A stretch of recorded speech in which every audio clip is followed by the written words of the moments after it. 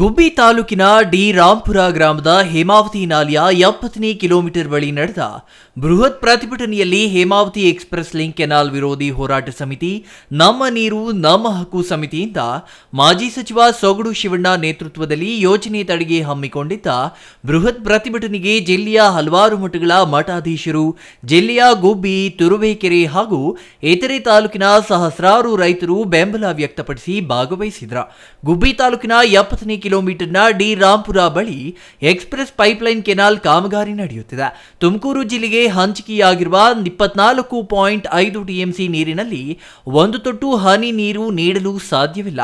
ರಾಮನಗರ ಜಿಲ್ಲೆಗೆ ನೀರು ಹರಿಸಲು ಬೇಡುವುದಿಲ್ಲ ಎಂದು ಮಾಜಿ ಸಚಿವ ಸೊಗಡು ಶಿವಣ್ಣ ಘೋಷಿಸಿದರು. ರಾಮನಗರ ಜಿಲ್ಲೆಯ ಹಿತಾಸಕ್ತಿ ಇದ್ದರೆ ಹೆಚ್ಚುವರಿ ನೀರು ಹಂಚಿಕೆ ಮಾಡಿಕೊಂಡು ಪ್ರಸ್ತುತ ಏರುವ ನಾಲೆಯಲ್ಲಿ ತೆಗೆದುಕೊಂಡು ಹೋಗಲಿ, ಇದಕ್ಕೆ ನಮ್ಮ ವಿರೋಧವಿಲ್ಲ ಎಂದು ಅವರು ಸ್ಪಷ್ಟಪಡಿಸಿದರು. ತುಮಕೂರು ಜಿಲ್ಲೆಗೆ ಹಂಚಿಕೆಯಾಗಿರುವ ನೀರಿನಲ್ಲಿ ಒಂದು ಹನಿಯ ನೀರು ನೀಡಲು ನಾವು ಸಿದ್ಧವಿಲ್ಲ ಎಂದು ಜಿಲ್ಲೆಯ ಎಲ್ಲ ಜನಪ್ರತಿನಿಧಿಗಳು, ರೈತ ಮುಖಂಡರು ಒಕ್ಕೊರಲಿನಿಂದ ಅಭಿಪ್ರಾಯ ವ್ಯಕ್ತಪಡಿಸಿದರು.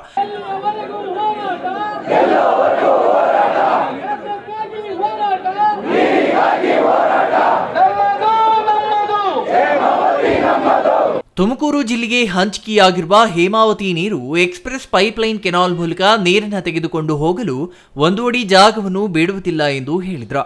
ಈ ಯೋಜನೆ ಜಾರಿಯಾದರೆ ಗುಬ್ಬಿ, ತುರುವೇಕೆರೆ, ತುಮಕೂರು, ತಿಪಟೂರು ಈ ಭಾಗದ ರೈತರಿಗೆ ಹೇಮಾವತಿ ನೀರು ಮರೀಚಿಕೆಯಾಗಲಿದೆ. ಯೋಜನೆ ಜಾರಿಗಾಗಿ ಈಗಾಗಲೇ 16 ಕಿಲೋಮೀಟರ್ ಕಾಮಗಾರಿ ನಡೆದಿದ್ದು, ರೈತರ ಹಿಡುವಳಿ ಜಮೀನುಗಳಲ್ಲಿರುವ ಅಡಿಕೆ, ತೆಂಗು, ಮಾವು ಇತರ ಬೆಳೆಗಳನ್ನು ನೋಡದೆ ಮಣ್ಣನ್ನು ಅಗೆದು ರೈತರಿಗೆ ಲಕ್ಷಾಂತರ ರೂಪಾಯಿಗಳ ನಷ್ಟ ಉಂಟಾಗಿದೆ ಎಂದು ಅಸಮಾಧಾನ ಹೊರಹಾಕಿದರು. ಇದ್ಯಾವುದನ್ನು ಲೆಕ್ಕಿಸದೆ ಅಧಿಕಾರಿಗಳು ಮತ್ತು ಗುತ್ತಿಗೆದಾರರು ಕೆನಾಲ್ ಕಾಮಗಾರಿ ಪ್ರಾರಂಭಿಸಿದ್ದು ಅಕ್ಷಮ್ಯ ಅಪರಾಧ.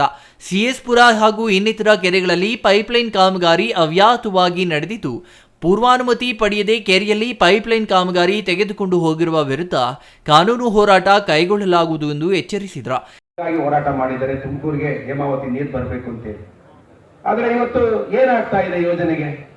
ಏಕಾಏಕಿ ನೀವು ನಿಮ್ಮ ಕುಣಗಲ್ಲಿನ ರಂಗನಾಥ್, ಸದ್ಯ ನಿಮ್ಮ ಹೆಂಡತಿಯವರ ತಂಗಿ ಗಂಡ, ಅವನಿಗೆ ರಕ್ಷಣೆ ಮಾಡಬೇಕು. ಇನ್ನೊಂದು ನಿಮ್ಮ ಡಿ.ಕೆ. ಸುರೇಶ್ ಅವರು, ನಿಮ್ಮ MP ಅವರು, ಅವರಿಗೆ ಅಧಿಕಾರ ಕೊಡಿಸ್ಬೇಕು. ಶಾಶ್ವತವಾಗಿ ಅವರಿಬ್ಬರೇ ಗೆಲ್ಲಬೇಕು. ತುಮಕೂರು ಜಿಲ್ಲೆಯವರ ಎಲ್ಲ ರೈತರ ಮಕ್ಕಳು MLAಗಳಾಗಬಾರ್ದು, ಮಂತ್ರಿಗಳಾಗಬಾರ್ದು ಅಂತೇಳಿ ನೀವು ಷಡ್ಯಂತ್ರ ರೂಪಿಸಿ ಇವತ್ತು ಹೇಮಾವತಿ ನೀರನ್ನ ಏಕಾಏಕಿ ರಾಮನಗರ ಜಿಲ್ಲೆಗೆ ತಗೊಂಡೋಗ್ತಾ ಇದ್ದೀರಾ. ನಾವು ಇದನ್ನ ಯಾವುದೇ ಕಾರಣಕ್ಕೂ ಬಿಡಲ್ಲ. ನಾನು ಈ ಡಿ.ಕೆ. ಶಿವಕುಮಾರ್ ಅವ್ರಿಗೆ ಹೇಳ್ತಾ ಇದ್ದೀನಿ, ನಿಮ್ ಸರ್ಕಾರ ಇನ್ನ ಎಷ್ಟು ದಿನ ಇರುತ್ತೋ ಗೊತ್ತಿಲ್ಲ. ನೀವು ಬರೀ ನಿಮ್ ಸರ್ಕಾರ ಬಂದಾಗಿಂದ ಬರೀ ಒಂದು ಕಡೆ ಬರಗಾಲ, ಇನ್ನೊಂದು ಕಡೆ ಸ್ಕ್ಯಾಮು, ರೈತರಿಗೆ ₹1 ಅನುದಾನ ಕೊಡ್ಲಿಲ್ಲ, ₹1 ಅನುದಾನ ಇಲ್ಲ. ಆದ್ರೆ ಈ ಯೋಜನೆಗೆ ಮಾತ್ರ ಎಲ್ಲಿಂದ ಹಣ ಬಂತು? ನಿಮ್ಮ ಫ್ರೀ ಗ್ಯಾರಂಟಿ ಒಳಗಡೆ ಕರ್ನಾಟಕ ರಾಜ್ಯ ಸರ್ಕಾರ ದಿವಾಳಿ ಎದ್ದೋಗಿದೆ. ₹1 ಅನುದಾನನೂ ನಮಗೆ ಕೊಟ್ಟಿಲ್ಲ. ಆದ್ರೆ ಈ ಕಾಮಗಾರಿಗೆ ಈಗಾಗಲೇ 200 ಕೋಟಿ ಬಿಡುಗಡೆ ಮಾಡಿದ್ದೀರಾ. ಅಂದ್ರೆ ಇದರಲ್ಲಿ ಕಮಿಷನ್ ಎಷ್ಟು ಹೊಡೆದಿದ್ದೀರಾ?